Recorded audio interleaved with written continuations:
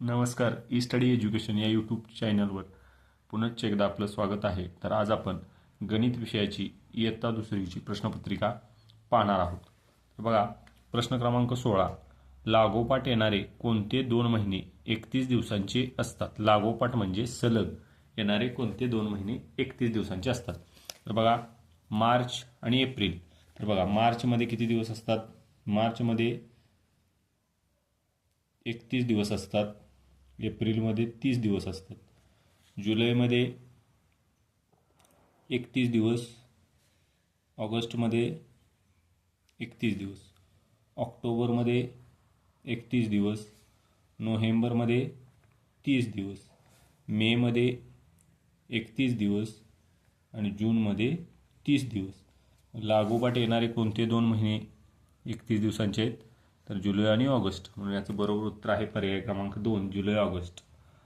पर्यायापैकी 4 शिरोबिंदू असणारी आकृती कोणती? तर बघा, वर्तुळाला शिरोबिंदू नसतो. त्रिकोण, तर त्रिकोणाला किती शिरोबिंदू असतात? तर त्रिकोणाला 3 शिरोबिंदू असतात. तर बघा, आयताला 4 शिरोबिंदू असतात आणि पंचकोन. म्हणून याचं बरोबर उत्तर आहे पर्याय क्रमांक 3, आयत. आयताला 4 शिरोबिंदू असतात. प्रश्न क्रमांक 18. नेहरू नगर शाळेतील 91 विद्यार्थ्यांपैकी 67 विद्यार्थी सहलीस गेले तर किती विद्यार्थी सहलीस गेले नाहीत? तर बघा, हे वजाबाकीचं उदाहरण आहे, शाब्दिक. तर बघा, एकूण विद्यार्थी आहेत 91. सहलीला गेलेले विद्यार्थी आहेत 67. सहलीला न गेलेले विद्यार्थी काढायचे आहेत. तर 91मधून 67 वजा करावे लागतील. 1मधून 7 जात नाही, म्हणून इकडून आपण हातच्या घेतला. इथं उरले 8. 1 दशक हातच्या एककात 1 दशक 10 आणि हे 1 11. 11तून 7 गेले, उरले 4 आणि 8मधून 6 गेले, उरले 2. म्हणजेच सहलीला 24 विद्यार्थी गेलेले नाहीत. म्हणून याचं बरोबर उत्तर आहे पर्याय क्रमांक 1. प्रश्न क्रमांक 19. 81 एकक वजा 8 दशक बरोबर किती? तर बघा, 81 एकक हे पण वजाबाकीचं उत्तर आहे. 81 एकक म्हणजेच ते आपण 8 दशक 1 असं लिहितो आणि 8 दशक म्हणजे 80. म्हणजे 81 एककातून 80 गेले की उरले 1, म्हणून 1 एकक याचं बरोबर उत्तर आहे पर्याय क्रमांक 4. प्रश्न क्रमांक 20. महेशने काल 34 टोप्या शिवल्या व आज त्याने 48 टोप्या शिवल्या तर त्याने एकूण किती टोप्या शिवल्या? तर बघा, हे शाब्दिक उदाहरण बेरजेचं आहे.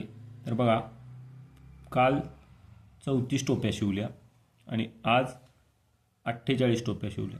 तर या दोन्हींची बेरीज करायची आहे. 8 आणि 4 12, 12शी 2, 4ला 1, 3 आणि 1 4, 4 आणि 4 8. म्हणून याचं बरोबर उत्तर आहे पर्याय क्रमांक 1, महेशने 82 टोप्या शिवल्या. तर बघा, प्रश्न क्रमांक 21. आजच्या सामन्यात रोहितने 5 झेल घेतले. या वाक्यात 5 ही संख्या टिंबटिंब आहे. तर बघा, 1 2 3 4 5 6 7 8 9 10. बघा, या क्रमवाचक संख्या आहेत, म्हणजे क्रमाने येणाऱ्या संख्या आहेत. म्हणजे आपल्याला म्हणून 5 ही क्रमवाचक संख्या आहे. प्रश्न क्रमांक 22. कोणत्या स्थानावरील अंकांची किंमत विषम असू शकते? तर बघा, याचं बरोबर उत्तर आहे पर्याय क्रमांक 3, एकक. कारण आपण दशक स्थान घेतलं तर त्याची स्थानिक किंमत, समजा आपण 1 दशक घेतलं तर त्याची स्थानिक किंमत येणार 10.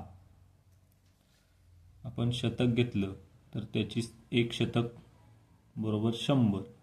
म्हणजे याची स्थानिक किंमत विषम येत नाही. पण आपण एकक घेतलं, समजा 5 एकक, तर 5 एककाची स्थानिक किंमत 5च असणार आहे. म्हणून एकक स्थानावरच्या अंकाची स्थानिक किंमत विषम असू शकते.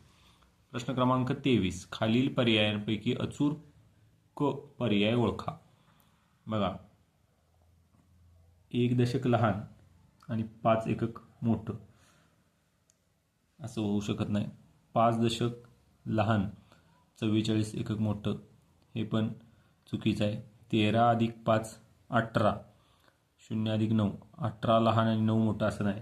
39 दशक आणि 24 दशक. तर बघा 39 दशक मोठं आणि 24 दशक लहान, म्हणून हा पर्याय बरोबर आहे, पर्याय क्रमांक 4. चौकटीत कोणता अंक वापरल्यास संख्येचे वाचन 66 असे करता येईल? तर बघा 66 म्हणजे 6.6, म्हणून एककात 6, म्हणून याचं बरोबर उत्तर आहे पर्याय क्रमांक 2 6. चिंगू हत्तीने 7 जून ते 15 जून शाळेतील पोषण आहार शिजवला, तर तिने किती दिवस पोषण आहार शिजवला? तर बघा 7 ते 15 जून म्हणजे याच्यामध्ये 7 तारखेपासून 15 तारखेपर्यंत सर्व दिवस त्यांनी पोषण आहार शिजवलेला आहे, म्हणून 7 पासून 15 पर्यंत सगळ्या संख्या दिवस घ्यावे लागतील. 7 8 9 10 11 12 13 14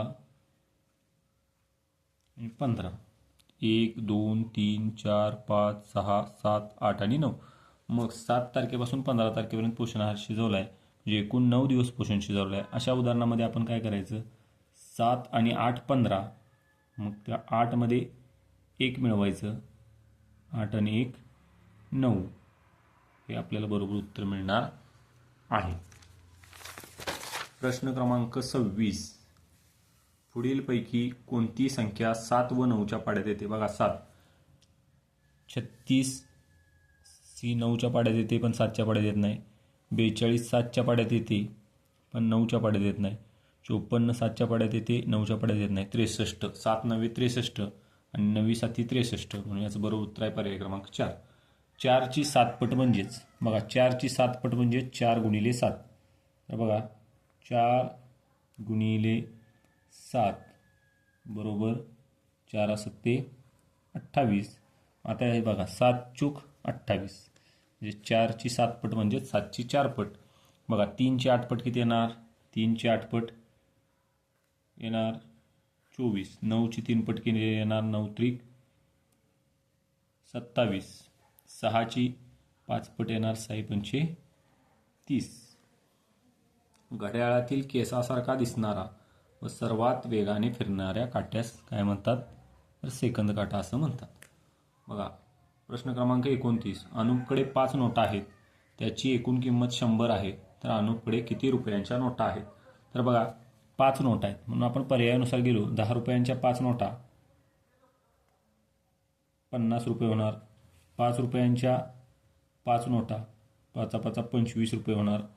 50 रुपयांच्या 5 नोटा 250 रुपये होणार. आणि 20 रुपयांच्या 5 नोटा तर 100 रुपये होणार, म्हणून याचं बरोबर उत्तर आहे पर्याय क्रमांक 4 20 रुपयांच्या नोटा. अचूक पर्याय शोधा.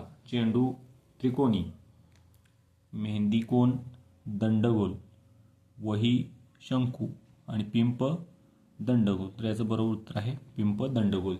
चेंडू वर्तुळाकार असतो, मेहंदी कोन शंकू आकाराची असतो, वही आयताकृती असते आणि पिंप दंडगोल, म्हणून याचं बरोबर उत्तर आहे पर्याय क्रमांक 4 पिंप दंडगोल. अशा पद्धतीने गणिताची प्रश्नपत्रिका पाहिलेली आहे.